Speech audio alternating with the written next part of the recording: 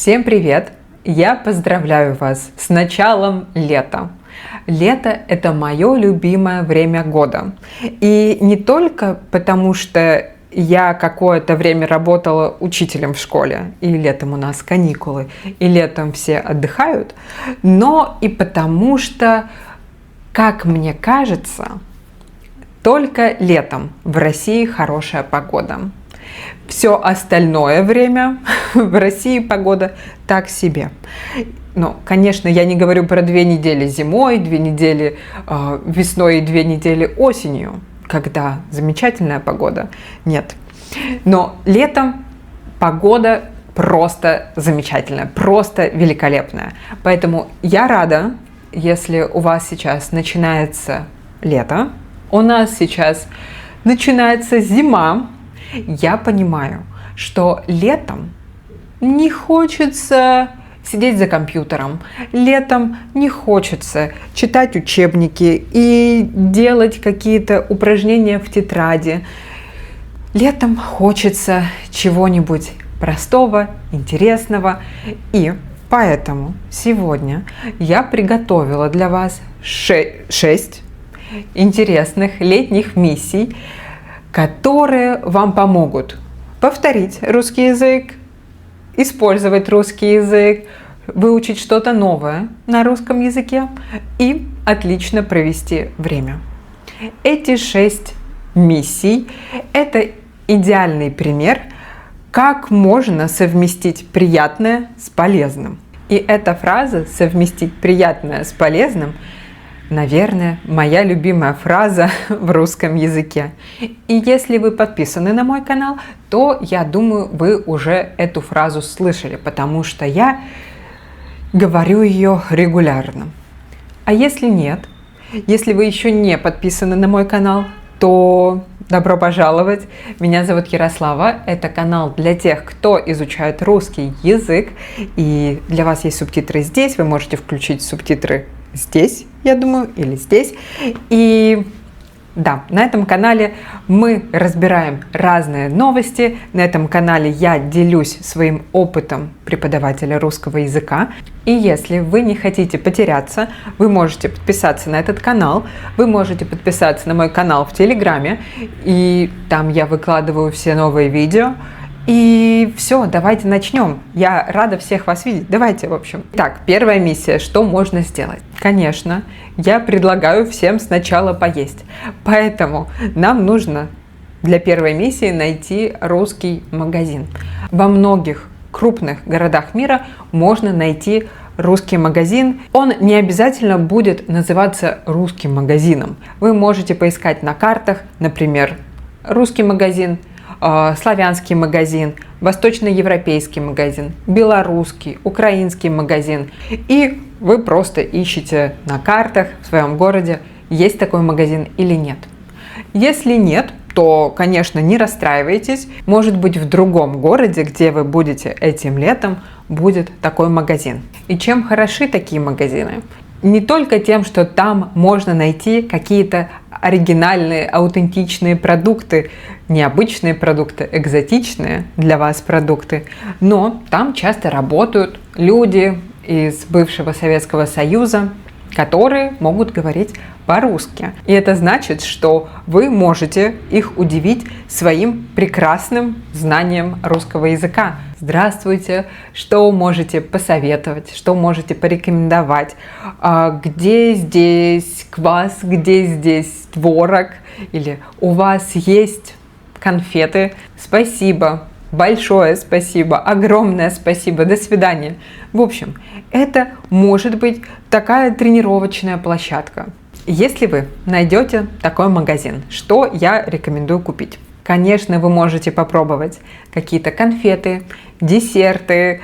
От Аленки, наверное, это самый популярный шоколад. Но Аленка — это не мой любимый шоколад. Из российского шоколада, наверное, мне больше всего нравится Сударушка. Это шоколад с изюмом. Да, я знаю, что немногие любят изюм, но в этом шоколаде он прямо в тему. Итак, шоколад, сгущенка, разные конфеты. Потом Из интересного, необычного, это копченая рыба.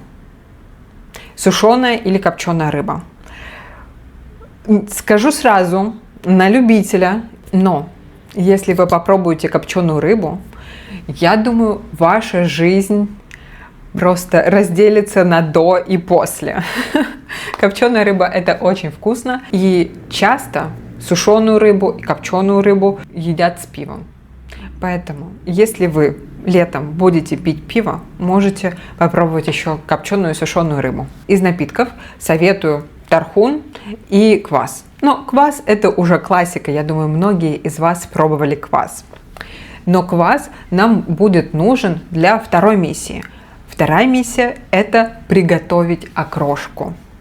Окрошка – это самое летнее блюдо русской кухни, которое только можно представить. Окрошка – это традиционный холодный летний суп. Из чего готовят окрошку?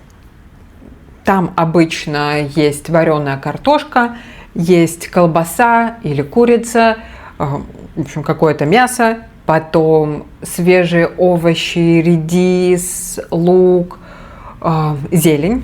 Здесь будет полный список, традиционный список, обычный список. Но есть один интересный момент. Есть два способа, два метода, как готовят окрошку, точнее, с чем готовят окрошку. Один вариант с квасом. Эту основу окрошки потом заливают квасом и едят. Второй метод. Эту основу заливают кефиром. То есть два способа: окрошка на кефире или окрошка на квасе. И это просто культурная битва. Это вопрос, который может рассорить семьи, друзей. Как правильно есть окрошку? На квасе или на кефире? И поэтому я хочу, чтобы вы сами приготовили окрошку и чтобы вы решили, как вкуснее: на квасе или на кефире. Лично я предпочитаю с квасом, но я сейчас думаю, и мне кажется, что я так скучаю по русской кухне, что я буду рада съесть целую кастрюлю любой окрошки. И на квасе, и на кефире. Любую. Третья миссия. Музыкальная. Конечно, я вам советую выучить какую-нибудь интересную, классную, легкую летнюю песню на русском языке. У меня есть целое видео про разные песни на русском языке. Я там не пою, но это потому, что я жалею ваши уши, и никто не хочет слушать, как я пою. И еще у меня есть плейлист на Spotify и на Apple Music тоже есть. И я эти плейлисты добавлю в описании. Там разные летние песни. Какие мои любимые песни и вот из этого плейлиста? Итак, это «Этот город» группы «Браво». Этот город самый лучший город на земле. Ну, они такие летние, они такие оптимистичные, они такие жизнеутверждающие, жизнерадостные. Поэтому, когда, если не летом, петь эти песни. Итак, «Этот город». Вторая песня Найк Борзов. Песня «Три слова». Я знаю 3 слова, 3 матерных слова. Сознанием этим я вышел из дома. Вот. Третья песня. Группа «Дайте танк». Песня «Люди». А люди любят. Они стоят с букетами в метро, как будто ждали свидания целый день. Люди любят. Так, тоже помню. И четвертая песня. Группа «Алоэ Вера». И песня «Ты что такой?» Ты что такой зажатый? Мне право жалко. Как-то так. Ладно. Я думаю, вы поняли, что это хорошо, что я не пела в первом видео. Так, когда вы будете слушать эти песни, учить эти песни, я вас умоляю, не нужно понимать каждое слово. Эти песни нужны просто, чтобы подпевать. Эти песни нужны просто, чтобы, когда вы стоите и моете посуду, или просто когда вы в душе моетесь, чтобы вы что-то пели. когда ваша душа поет. Понимаете? 4-я миссия. Конечно, посмотреть фильмы. Итак, 3 моих рекомендации. Питер ФМ. Романтическая комедия. Ну как комедия? Насколько российский кинематограф позволяет, вот эта комедия. Про летний Петербург и про людей, которые работают на радио. Потом 2-й фильм «Иван Васильевич меняет профессию». Этот фильм часто смотрят на Новый год, но там все действие происходит летом. И 3-й фильм – это «Ночной дозор». Тоже летняя Москва, но это уже фантастика. И про этот фильм я рассказывала в своем видео о рекомендациях фильмов. Поэтому просто можете посмотреть эти фильмы. И даже если вы понимаете не все, я вас прошу просто отнестись к этому легко и просто хорошо провести время, когда вы смотрите эти фильмы. Миссия 5. Спортивная. В России часто, не только, конечно, в России, но часто делают утренний комплекс упражнений. Такой комплекс упражнений называется зарядка. Знаете, как телефон вы ставите на зарядку, чтобы зарядить батарею? Аналогично, каждое утро люди делают небольшую гимнастику, чтобы зарядить тело, чтобы тело проснулось. Ох, у меня аж хрустит плечо. Да, это простые упражнения.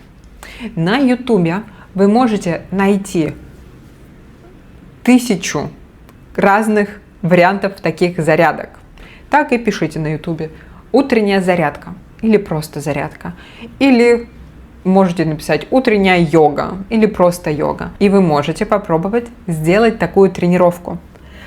Самый большой плюс, что даже если вы не понимаете, что говорит человек на экране, вы видите, что этот человек делает, и вы можете повторять. И 6-я миссия, бонусная миссия, это сходить или в русскую баню, или на русский маникюр. Когда вы искали русский магазин на картах, может быть, вы видели другие места со словом Russian, русский. И я думаю, что это был или русский салон красоты, где делают русский маникюр, или это русские бани. Я знаю, что это не бесплатно, но я думаю, что ваша жизнь тоже разделится на до и после. После того, как вы попробуете эти процедуры, скажем так.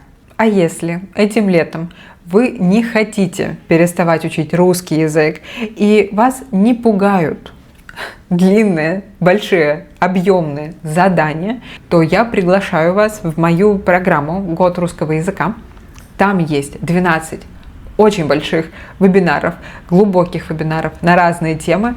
И каждую неделю я отправляю специальную практику, где есть много разных заданий на повторение. Эти практики нужны, чтобы лучше понимать аутентичные тексты, чтобы лучше понимать носителей и чтобы совершенствовать свой русский язык и тоже говорить и думать как носитель. Если вам интересно, по ссылке есть вся информация, и мы с вами встретимся в новом видео, и вы удивитесь, как быстро будет новое видео. А на этом все. Пока-пока.